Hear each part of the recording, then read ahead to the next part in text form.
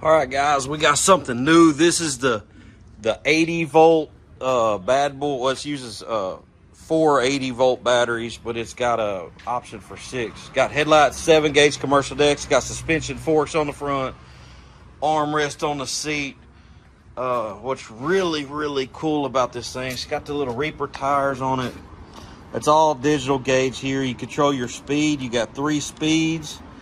You've got 3 blade tip speeds as well.